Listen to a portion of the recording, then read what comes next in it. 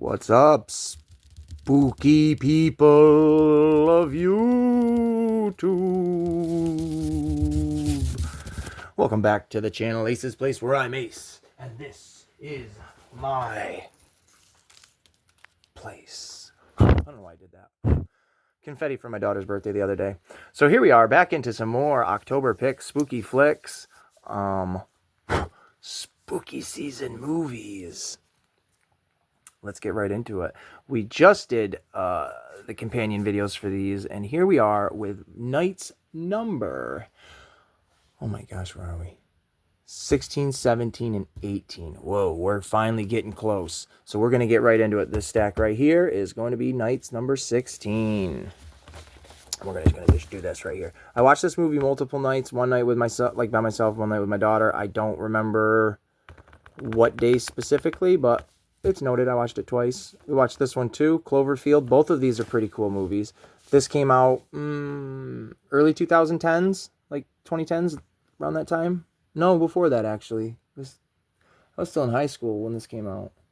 So 2007 maybe, this one? Anywho, pretty cool movie. Something you can kind of see from the picture here. Statue of Liberty's missing a head. Destruction onward. Something emerges from the ocean and comes into the city. And then years later, they make this one called 10 Cloverfield Lane. They're connected, but they're not, which is an interesting thing. It's just this Cloverfield name is what's connected, the conspiracies of it and stuff, because there is the Cloverfield conspiracy theories, something like that. There's one where they're in space too.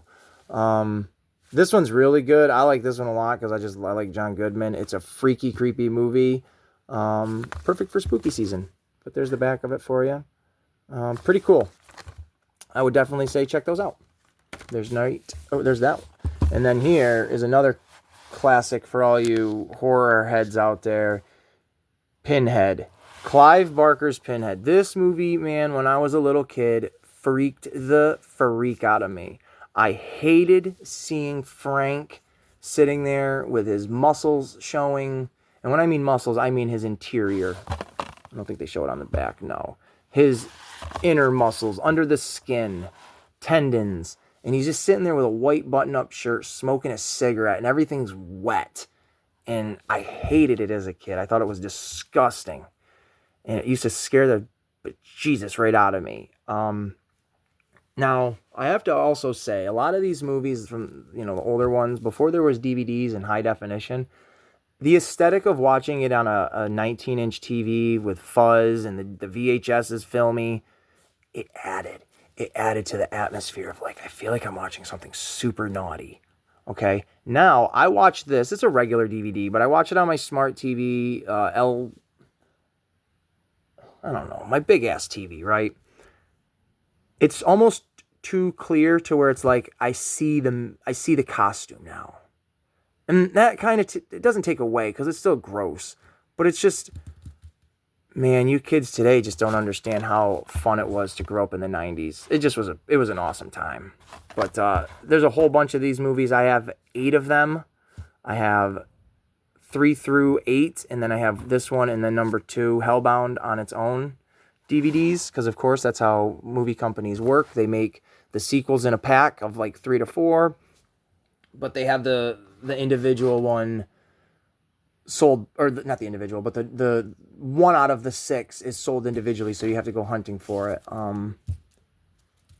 I believe there was a reason for that with Chucky. I think they didn't have the rights to sell that as its own movie. That's why you could only at one point find it in like a 2-pack or something. I don't remember. But anyways, there is Night Number 16, Hellraiser, the original Hellraiser, and 10 Cloverfield Lane alongside Cloverfield Lane. Here we go into Night Number, 16 and 17. All 3 of the first Purge movies. Watched them all in one shot.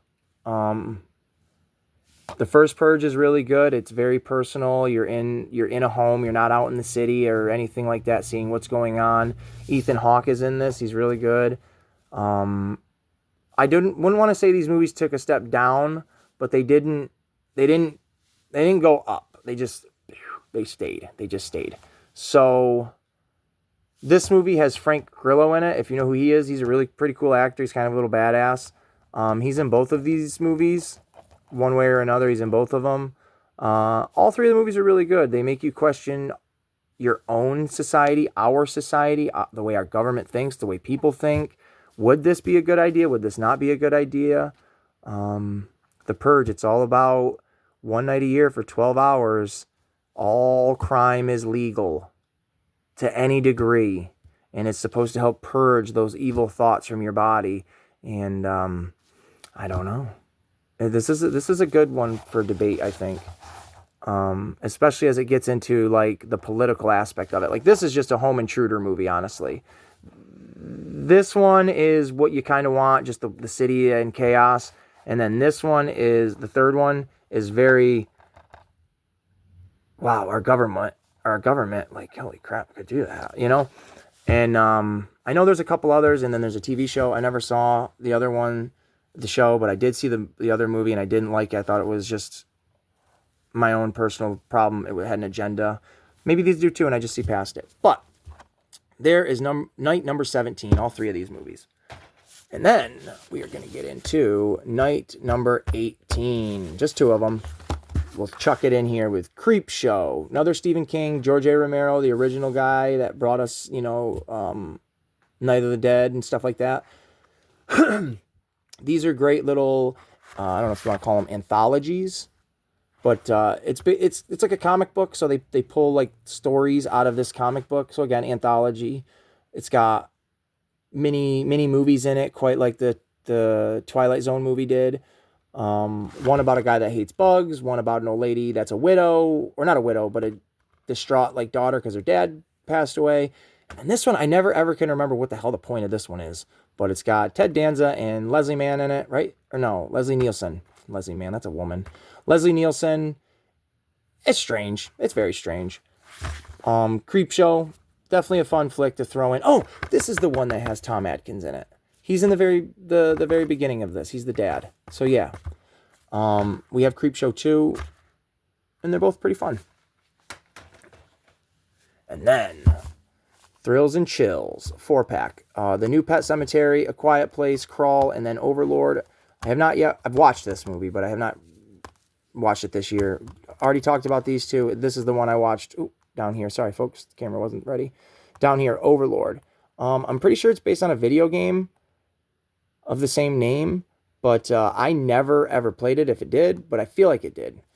It's all about soldiers, American infantry going into, I believe it's France, that's occupied by the Germans during World War II to relieve and help push back the Nazi forces out of France. Not only is it just, you know, basically a war movie, essentially, it's a horror movie. It's the Nazi SS science division is like creating like crazy experiments, and you just see the nasty nasties. And it's a pretty fun flick. It's not over budget. It's very cool. It's got the guy that plays Fitz in it right here from Agents of S.H.I.E.L.D. I'm pretty sure that's why he's on the cover.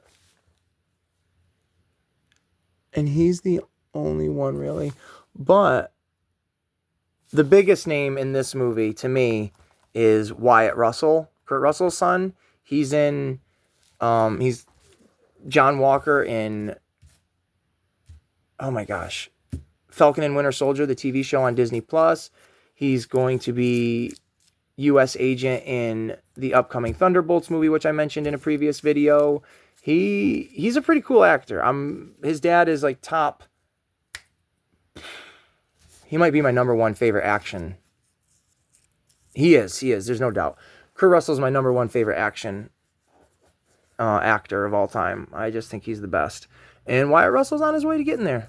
And I support it. So check this one out. It's pretty cool. Definitely freaky and bizarre and weird. Doesn't necessarily fit the mold of traditional horror, but it definitely fits the mold of horror. And there you have it, folks. I'll show you the pile. It just keeps building up over here. And there it is. There's the pile of movies I keep talking about. So, if you have any comments you want to leave, do it down below. Like, subscribe, and we will see you in the very, very next video. Thanks.